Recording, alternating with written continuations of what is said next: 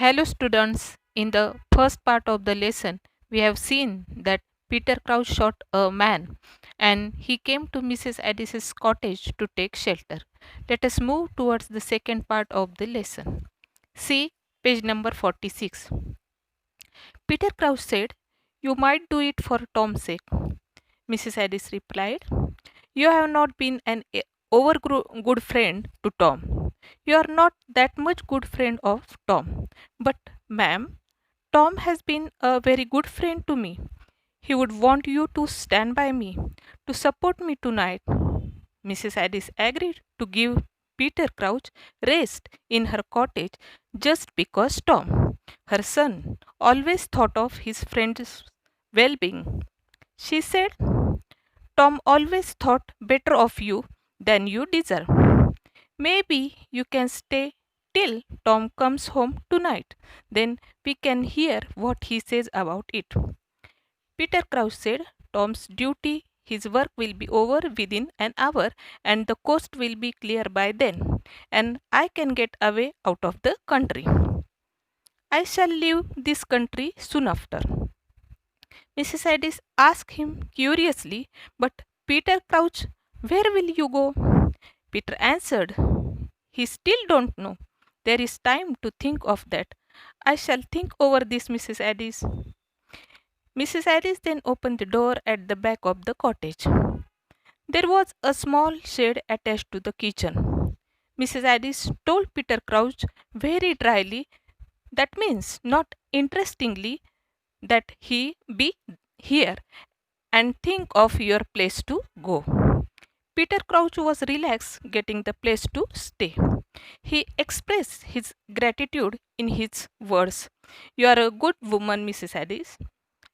I know I am not worth your standing by me.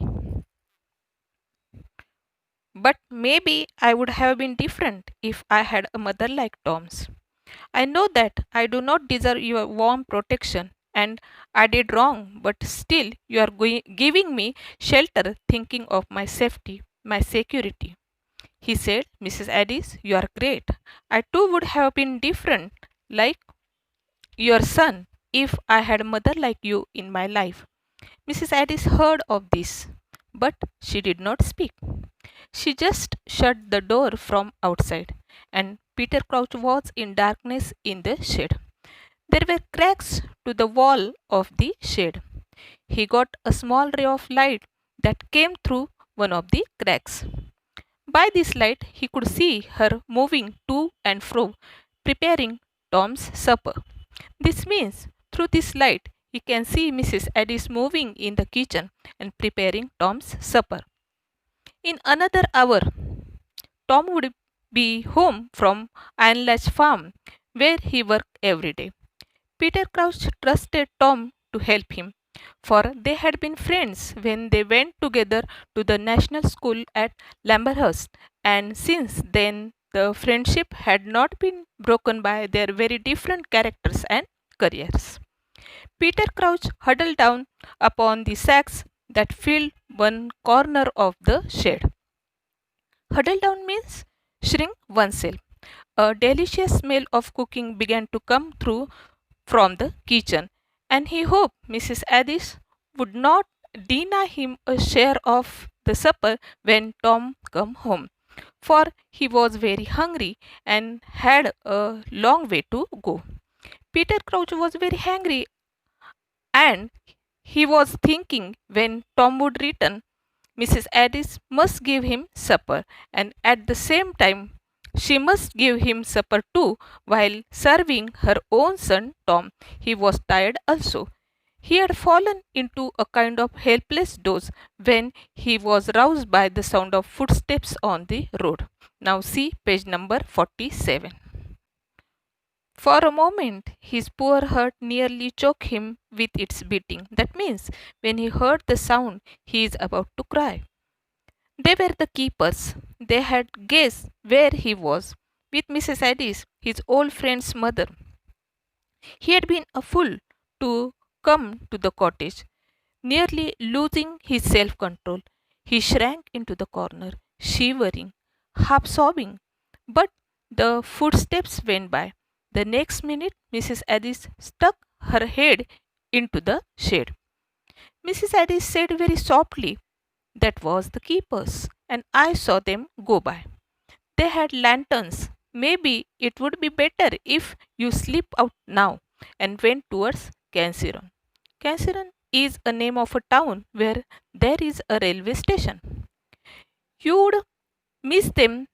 Stay away and get over to Kent. There is a London train that comes from Tunbridge Wells at 10 tonight. That means go from here. That was the message from Mrs. Addis to Peter Crouch for the cause of his safety. Peter Crouch said, "That would be a fine for me, ma'am, but I haven't the price of a ticket on me. I don't have money to buy the ticket for the train." Mrs. Addis opened her kitchen drawers, hearing this, and got 7 shillings. Shilling means British coins, and gave Peter that amount as train fare to London, and a bit over. That means some extra amount was also given apart from ticket. For a moment he did not speak because he was very happy, and then he said, "I don't know how to thank you, ma'am. I don't know the words to express my gratitude for you." Mrs. Addis told him, "You need not thank me. I am helping you for Tom because Tom loves you as his friend. I did not want you to be in trouble. There is not much fear. No one should know that you have been in this cottage. That's why I am in a hurry to send you before Tom returns to home." Tom came back. "If Tom brings a friend from the farm with him, it would be very difficult for me to tackle the situation. Peter, you leave this place and go as early as possible." Then Mrs. Addis opened the door for him to go out. On the doorstep, both stood still. Why? Because they heard of footsteps again nearby the cottage, which were coming from the south. Mrs. Addis thought the footsteps might be of Tom, her son. "There's more than one man there. I can hear voices. Peter, you better go back. Wait there till they pass away." Unwillingly, Peter went back into the little dusty shed. Mrs. Addis locked the door from outside. Now see page number 48. The footsteps drew nearer. They came slowly and heavily this time. For a moment he thought they would pass also, but their momentary dulling was only the crossing of the strips of grass outside the door. The next minute there was a knock. It was not Tom then. Momentary dulling means short or brief drop in the intensity of the sound. Mrs. Addis understood that this knock is not made by Tom because, as a mother, she knows the sound how Tom knocks at the door.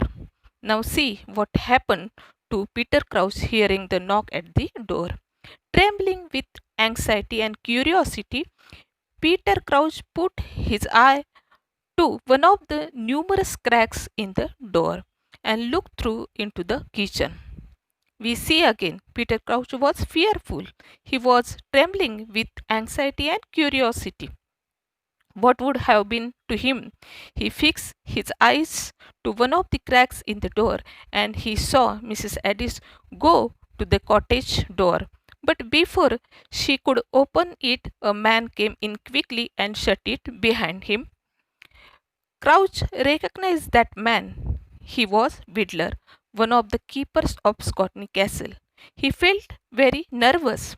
His hands, feet began to be cold. He thought they must address him now. They had followed him, he thought. They rightly had guessed that he had taken shelter in the cottage of Mrs. Addis. So many thoughts came to him. He began to blame him. Why did he come to Mrs. Addis's cottage? Why couldn't he think of things better? Why wasn't he cleverer at looking after himself like other men? His legs were shaking in nervousness, and he sat down on the piles of sacks.